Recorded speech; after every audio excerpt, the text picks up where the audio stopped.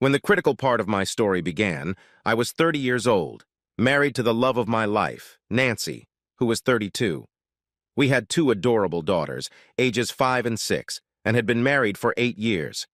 I remember praising myself for the good decisions I made in life. This included who I chose as friends in high school and college, the college I went to, the business I decided to pursue, the company I went to work for, and, most importantly, marrying Nancy. The best decision of my life. I met Nancy in the first semester of my senior year of college when she was a graduate assistant for one of the business courses I was taking. She was beautiful, sensual, smart, and funny. I don't know for sure what her first impression of me was, but my first impression of her was, wow. I made sure I mastered all aspects of the course in which she was the graduate assistant, and in the lab session she led, made sure I asked only intelligent leading questions. Near the end of the semester, I could tell from her body language that she was interested. On the first day of the second semester, I asked her out. We had a tumultuous courtship and were married 2 months after I graduated from college. One thing I quickly learned about Nancy was that she was very stubborn and could not be manipulated or even reasoned with if she wanted something. This was something that was not a problem for me, although she admitted that it had been a major problem with the men she had been in relationships with before we met. What was a problem for me, however, was her obvious need to win every argument, but I loved her so much that I learned to deal with it. After college, I immediately took a job in marketing at a Fortune 500 company, and by the time I turned 29, I was vice president of a Fortune 1500 company. Despite how smart she was, Nancy's only foray into the business world was not successful. She was a great teacher, but missed something when it came to applying what she knew to the real world. However, I believe it was the stubborn nature of her personality that was her main flaw. So, she returned to academia, and at the age of 32, became an assistant professor at a prestigious university about 15 kilometers from our home. My married life was wonderful not only because my wife and I had jobs we loved, but also because we had wonderful children who were fun to be around. We had a truly loving relationship, and my sex life was better than I thought it would be growing up. Except for periods that happened about every 6 months or so when Nancy and I would mysteriously have a libido boost, so we would party like cats in the jungle for about 10 days straight. We had regular lovemaking, which included experimenting with toys, as well as sex in almost every rational position in the Kama Sutra. Nancy was especially horny when she was pregnant and required service every day until the day she delivered each child. I was a smug, satisfied cowboy. At the beginning stages of writing this story, I thought my second best decision in the whole story was to hire Alicia, a secretary I had worked with for 3 years. That might have been a really bad decision because Alicia, to be honest, wasn't really the right person for the job when I hired her. I'm not exactly sure what factors motivated me to hire her, but some of them had to do with her tragic past, her incredible femininity, her strong desire to succeed, and the fact that she had to support a 2-year-old and a 3-year-old, even though she was only 23 when I hired her. Alicia turned out to be so smart that, had she had the advantages I had as a child, she could have easily earned a doctorate in almost any subject she wanted. Although her verbal skills were no better than a high school student when I hired her, within 18 months she had no equal among the people I supervised when it came to verbal and interpersonal skills. She was also highly organized, worked as hard as one would expect from a single mother, and became the most trustworthy person I knew. Just to prove to myself that my perception of her was correct, under the guise of a corporate requirement that all employees must pass a certain test, I manipulated her into taking an IQ test. She scored 135, well above the average college graduate, despite her 10th grade education. My smug, fat, figuratively not actually, as I am 190 centimeters tall at 88 pounds, naive existence came to an end 15 days after my 30th birthday. That Monday morning, I received a call from the school where my 6-year-old daughter was in 1st grade. Since the school was close to the university where Nancy worked, so she could drop the kids off and pick them up almost every day, and since Monday and Wednesday were her busiest days, I was the emergency contact for the kids on those days, so I got the call instead. If the same thing had happened on Tuesday, Thursday or Friday, I may never have known. My 6-year-old Lisbeth was just having a little stomach trouble, but I thought I should take her to the pediatrician's office in case it was something more serious. I called Nancy to consult with her, but she switched to voicemail. Since I know Nancy's schedule and that she may have her only break during the day for 10 minutes, and where her office is located. Since it was just down the road to the pediatrician's office, I stopped by the university with the intention of letting Nancy or Nancy's secretary know. Was Nancy there? Not as far as what was going on.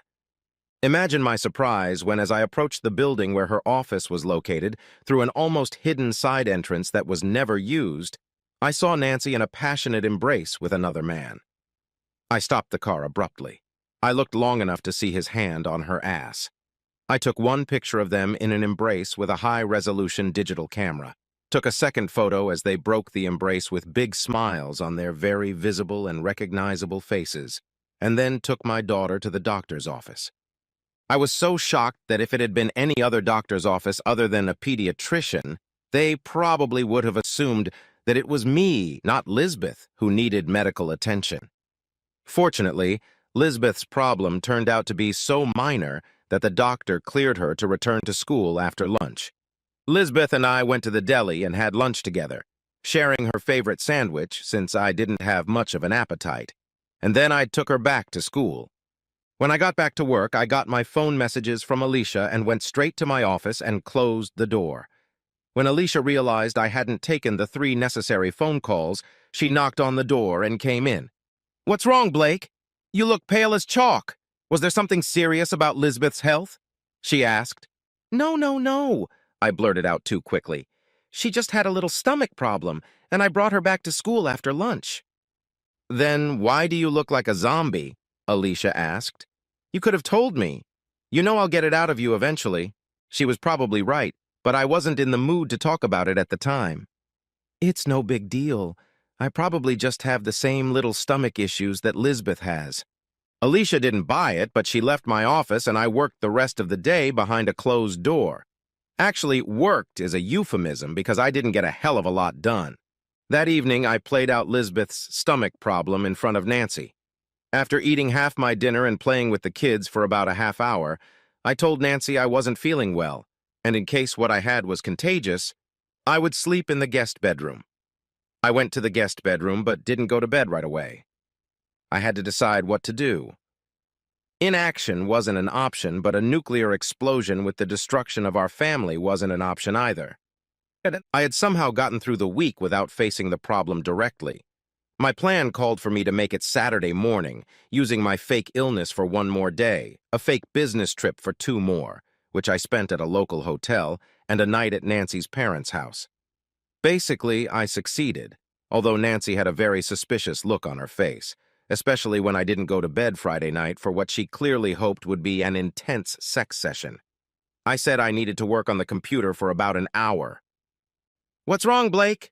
asked Nancy, dressed in her most attractive negligee, as I sat at my laptop in my office. After throwing just one glance at her, I replied, "We'll talk about it tomorrow morning, and then I'll take the kids to the zoo so you can have some time to think." "Why can't we talk about this now?" "Because I don't want to talk about it now, that's why. So just go to bed." That was the first time I'd ever talked to her like that in our entire relationship. The last time I looked at her, her eyes were wide open, but soon she was gone. I slept in the guest room again. Nancy looked like shit the next morning.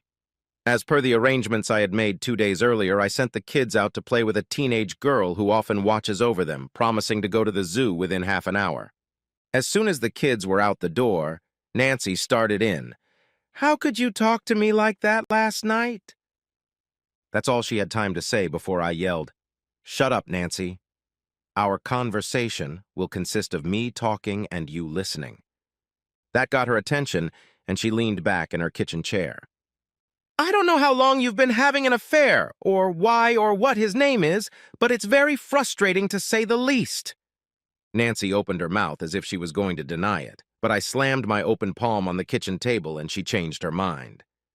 "That's the way it's going to be if you want to stay married. If I ever get any indication that any of our friends or family know about it, I'll file the papers the next day. Same if you ever bring him or them into this house."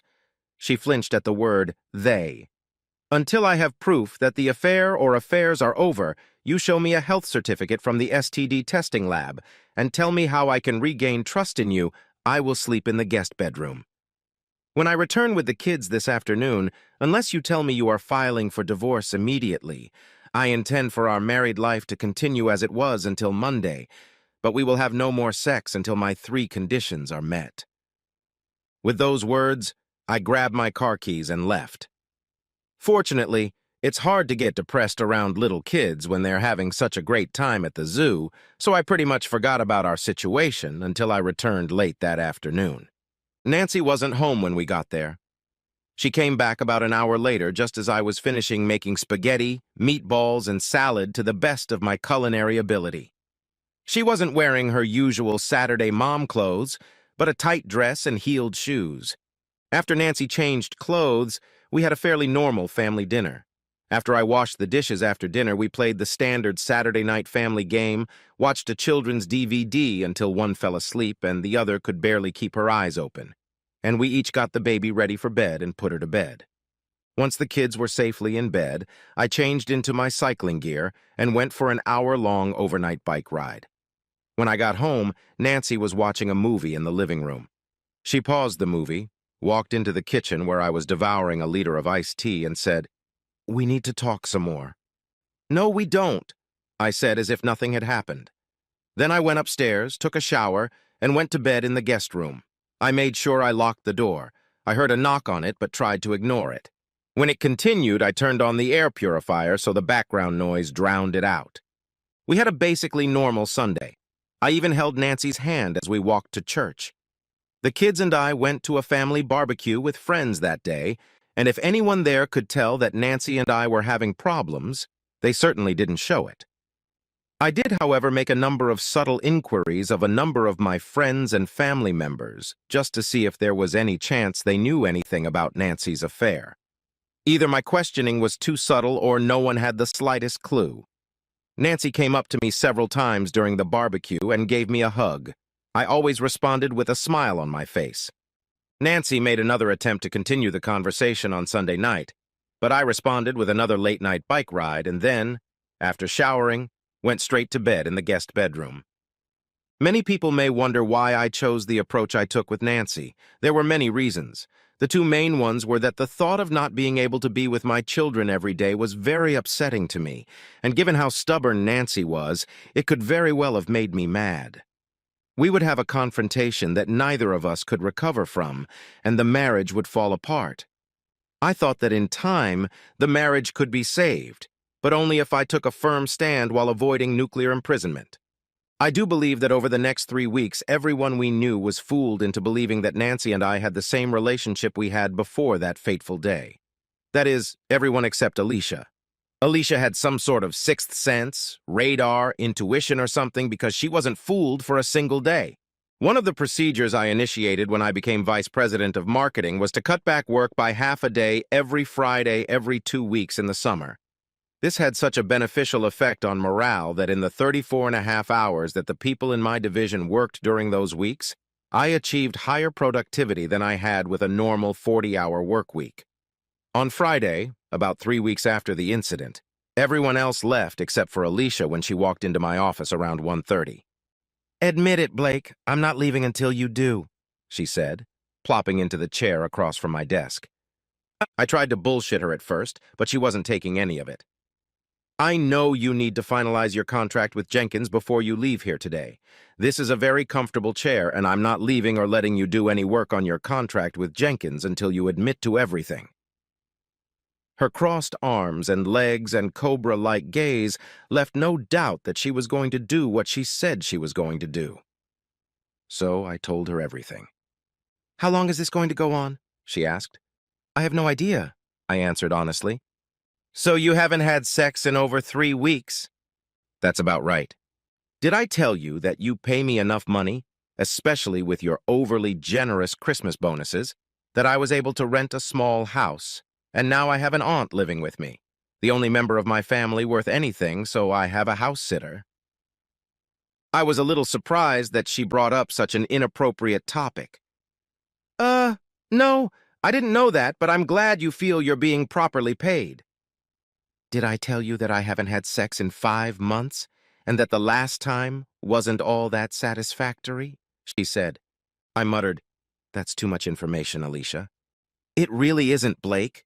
Your current situation has given me the opportunity I've been looking for the past 2 years. A chance to change our relationship. You're going to be out of town Tuesday night next week, and you're taking me with you. If you don't, you can start looking for a new secretary starting Wednesday, after which I'll give you 2 weeks' notice. After that mind-blowing statement, she stood up, walked around the desk, and imprinted on me the most passionate kiss I had ever received in my life. She then turned and headed for the door. Just before she walked out the door, she said, "I know all about the company's policies on affairs and sexual harassment. I also know how to deal with them." I sat at my desk stunned for the better part of an hour. By the time I had thought it over, I realized that one of the reasons I may have hired Alicia was because I sensed an underlying sexuality in her that contributed to her incredible femininity. Although Alicia wasn't as beautiful or sensual as Nancy, I had to admit that she had a factor that couldn't be properly analyzed, but could trigger a strong sexual response. I needed to think hard about it.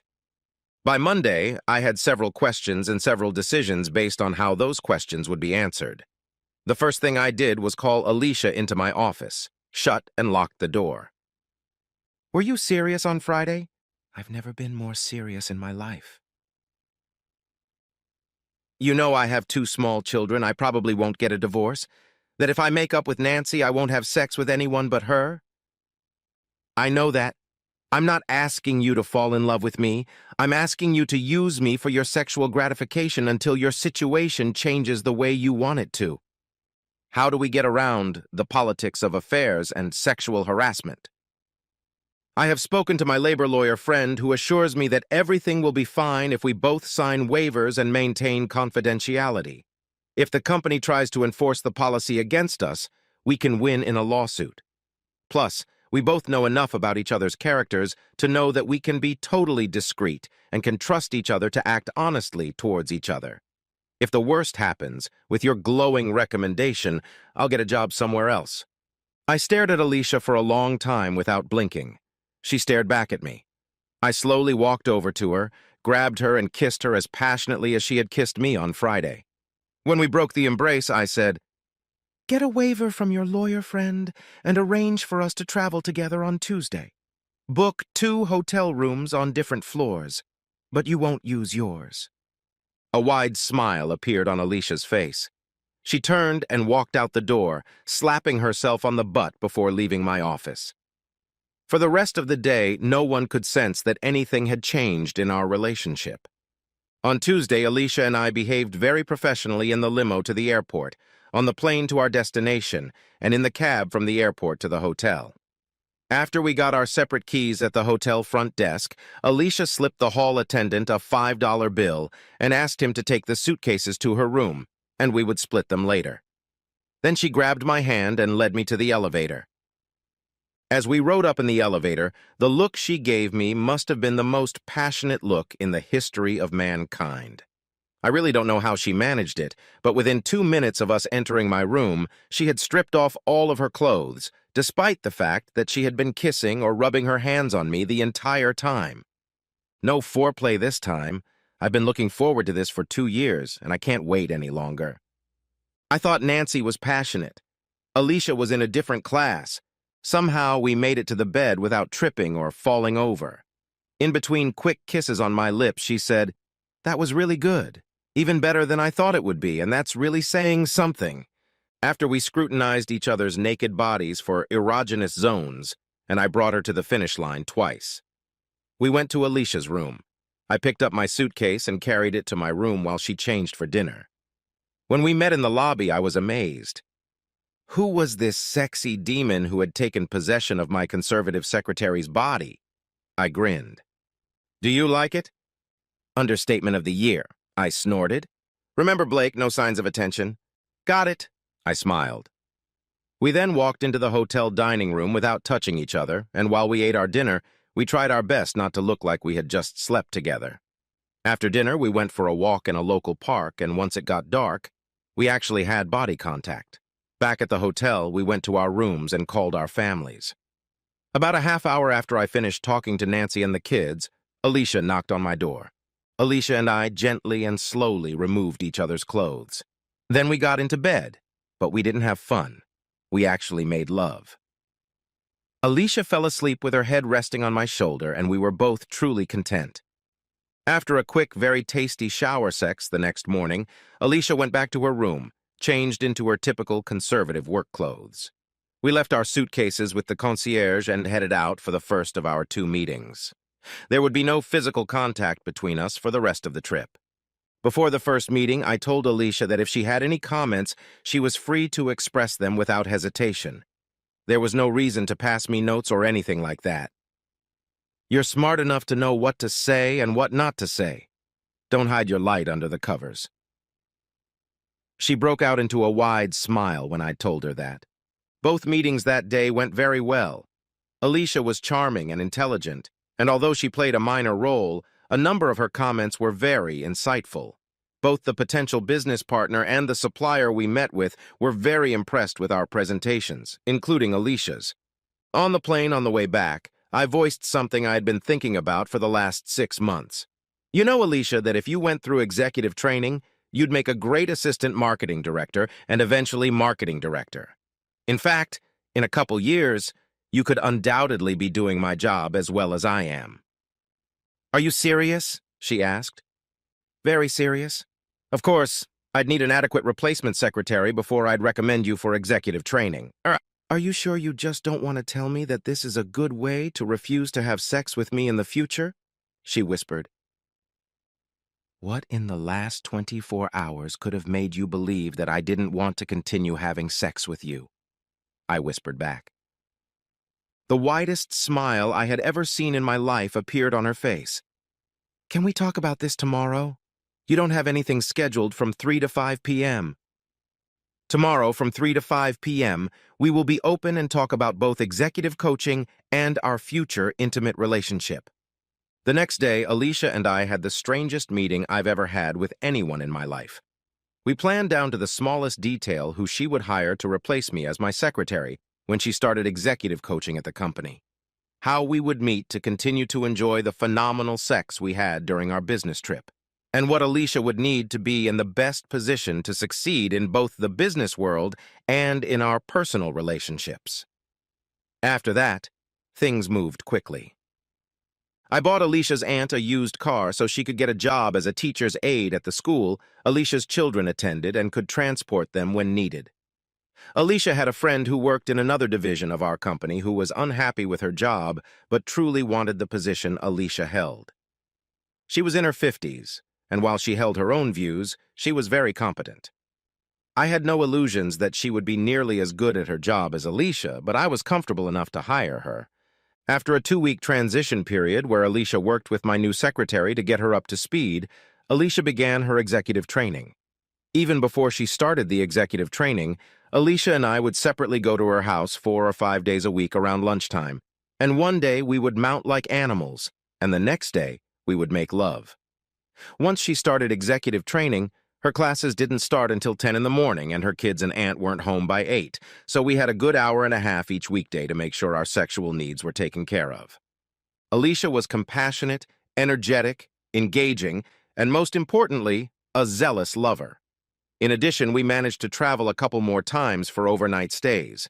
Only after an exceptionally delightful marathon lovemaking session, when Alicia laid her head on my shoulder to fall asleep, did I consciously think, hiring Alicia was the best decision I ever made in my life. Better than marrying Nancy. For better or worse, Alicia put me in such good spirits that the fact that Nancy still showed no signs of meeting the 3 requirements I had set forth for restoring a real, sexual, marital relationship bothered me less and less. It was very puzzling to Nancy. There were signs that Nancy had probably ended her affair, and she was certainly trying various ways to get me back into bed with her, although because of her inherent stubbornness and need to win every argument, She wouldn't go along with what I told her was necessary. One night after we got home from a party where she had been drinking more than usual and the kids had stayed the night at her parents' house, she made every effort to seduce me. When I stepped into the shower, she joined me. I didn't kick her out or make any nasty remarks or anything like that. In fact, I did kiss the cheek and the back of her neck a couple times. However, I avoided her attempt to kiss me on the lips and took her hand away. As I turned off the water and stepped out of the shower stall to dry off, she moaned, "Blake, I really need you." "Then do the 3 things I said were necessary, Nancy. That or divorce are still the only 2 options," I replied. "You must have another one elsewhere, or there's no way you could refuse me," she moaned. "All I have to do to refuse you, Nancy, is to imagine you cheating with your lover. My mind continues to be pained and disgusted by your affair." With those words, I finished wiping myself off, threw the towel in the laundry basket, went to the guest room, and locked the door. Meanwhile, my relationship with Alicia was working out just fine. There is one particular day that will forever be etched in my memory. It was Friday, and since Alicia was finishing up her executive training that day, a ceremony that started around noon, we had a few extra hours at her house. After extremely vigorous sex, we played with each other's naked bodies and chatted in bed. Alicia was told she would be receiving an award at the ceremony. I reached into my briefcase and pulled out 2 gifts for her. The first was a very stylish gray and blue sleeveless dress with a lieutenant's tunic that I hoped she would wear to the ceremony. She thought it was beautiful and agreed. The second was a sapphire necklace that complemented the dress perfectly. She cried. By the time we separated, in separate cars, for the ceremony, she was extremely well-built and beautiful. At the ceremony, in a unanimous vote of her classmates and teachers, she received the award for Most Outstanding Student in the Leadership Training class. I was very proud. It had been more than 6 months after my ultimatum to Nancy, and only about 3 weeks after Alicia had completed her leadership training when Nancy finally began to give up. For the previous 2 months, I had had indications that this was a possibility because she seemed to be sad all the time, and my cheerful disposition irritated her. One Wednesday after dinner, she said, "Blake, this Saturday can we hire a babysitter and go somewhere private to talk about being together again as a real married couple? I have every intention of fulfilling the 3 conditions you outlined, which I will never waver from. Although I don't like them, I need some guidance." "Absolutely, I'll work it out," I replied with a smile on my face. When Alicia and I met the next morning, I bluntly told her about my conversation with Nancy. Of course, by then, I had real feelings for Alicia. It's impossible to have a very satisfying, in fact, spectacular, sexual relationship with someone you respect and not develop real feelings.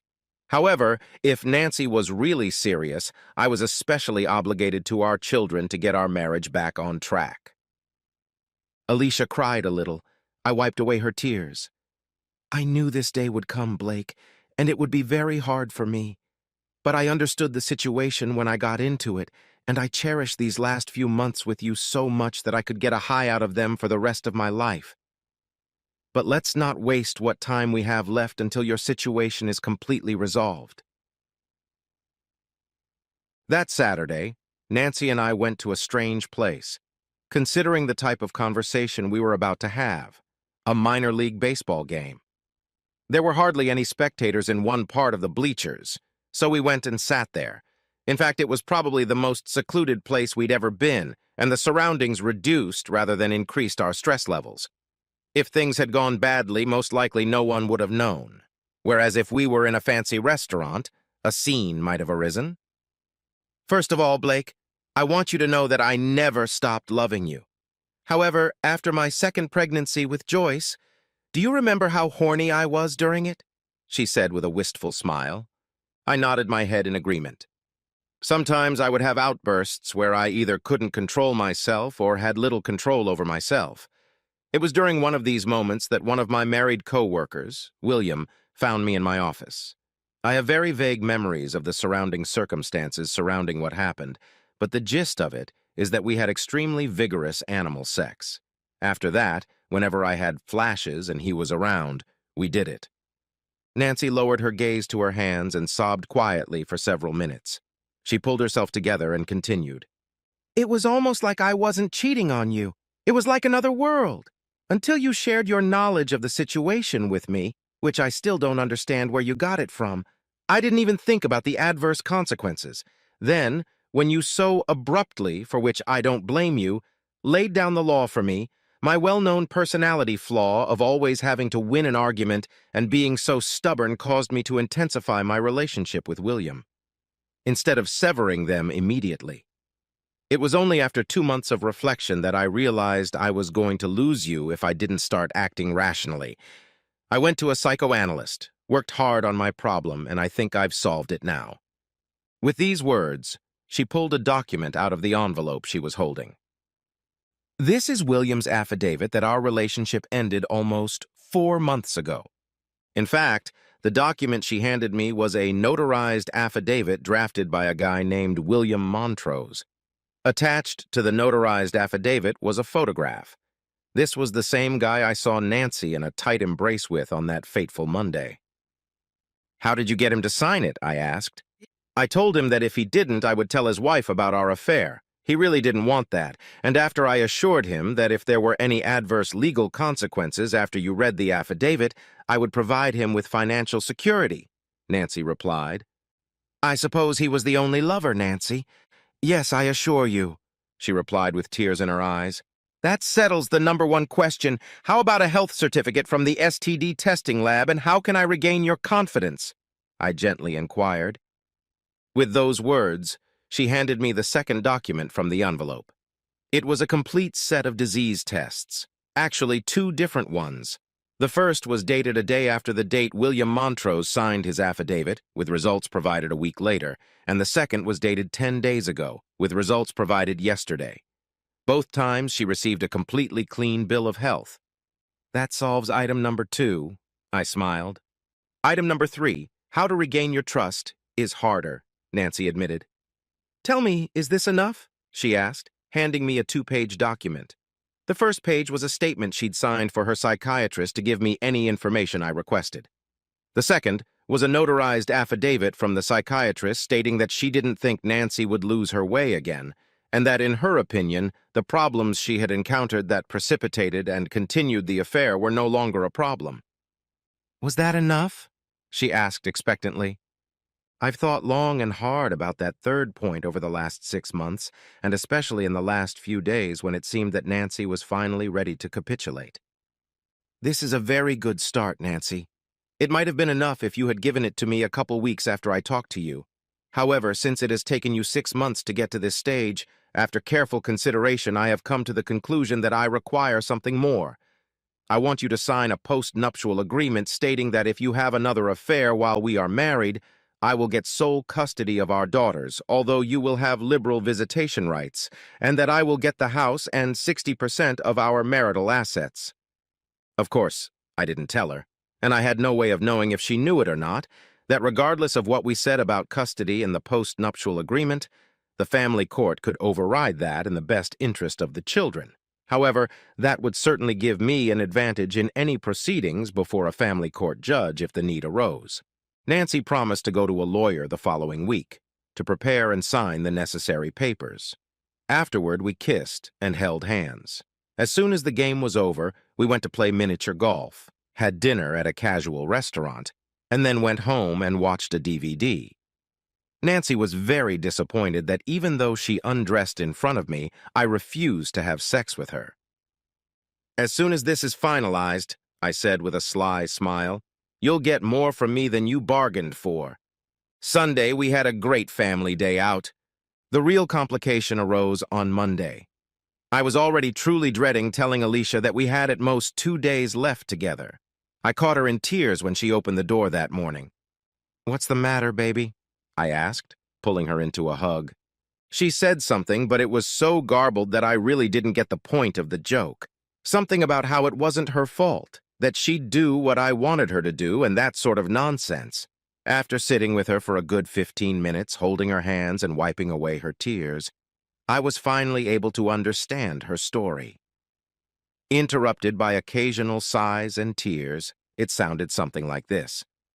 My OB-GYN had made a mistake in listing the date of my next birth control shot. I didn't notice it myself. When I came in on Saturday, the doctor noticed it before giving me the shot. She asked if I had been sexually active in the last 2 months. At this point, despite her grim demeanor, Alicia grinned. I didn't tell her that I've had fantastic animal sex at least 60 times during that time. Alicia then grimly continued to tell her story. I told her a simple yes. She had this strange look on her face and gave me a complicated pregnancy test. After looking at the results, she said I was 3 weeks pregnant. This was instantly memorable to me. It was the end date of her executive training. Alicia looked me straight in the eye. "If you want me to have an abortion, Blake, I will," she squeezed out. I thought for a few moments before I spoke. I was sure it wasn't what she had planned. I was also sure that the thought of having a baby with Alicia was a bad idea in some ways, but otherwise was either not so bad or really good. I kissed her gently on the lips. "It's your body and your choice, Alicia. However, I'd rather you had the baby. It would have to remain our secret, and I wouldn't be listed on the birth certificate, but I would contribute to his or her upbringing both financially and with my time. I would find a way to make it work without Nancy finding out." Alicia fell into my arms, sobbing, "Thank you, thank you, thank you, thank you." It seemed to be repeated 100 times. I stroked her head.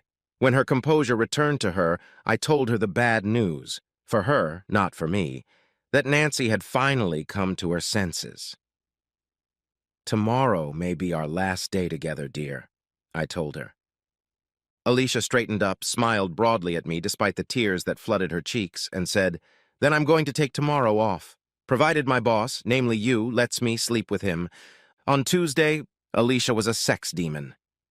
I excused myself at noon in case Nancy had a signed prenuptial agreement that evening, since she would need some action and I needed a few hours to recover. Tuesday night, Nancy handed me the prenuptial agreement with a shy smile on her face. I returned to the master bedroom. We made love tenderly that night, and then feverishly had sex the next morning. I was surprised at how easily Nancy and I returned to our old life, the wonderful life before that fateful Monday. One reason was that she had definitely become less stubborn and no longer felt like she had to win every argument. She became more mellow in general. This, combined with my exceptional sexual relationship with Alicia while Nancy and I were fighting, allowed me to truly get over her cheating. Things worked out for all involved. Alicia gave birth to a healthy, happy baby boy, my only son. Believe it or not, after some hints on my part, at Nancy's suggestion, even though I don't believe she knew I was the father, I attended natural childbirth classes with Alicia and was in the delivery room. 3 years later, Nancy got a place at university. Alicia was by far the best assistant marketing director and then marketing director I ever had. When the company we worked for was sold and I made super profits through my stock options, I retired without any financial problems in my old age. I recommended Alicia for the position of vice president of marketing. The transition team was smart enough to accept my recommendation. As I write this, I am a stay-at-home dad. Alicia and her 3 kids live a block away, and I'm watching her kids and mine when they're not in school while I do what I've always dreamed of doing, writing the great American novel. All the adults are very happy and all the kids are well-adjusted. You may ask if I ever had sex with Alicia again. You may ask, but I won't answer.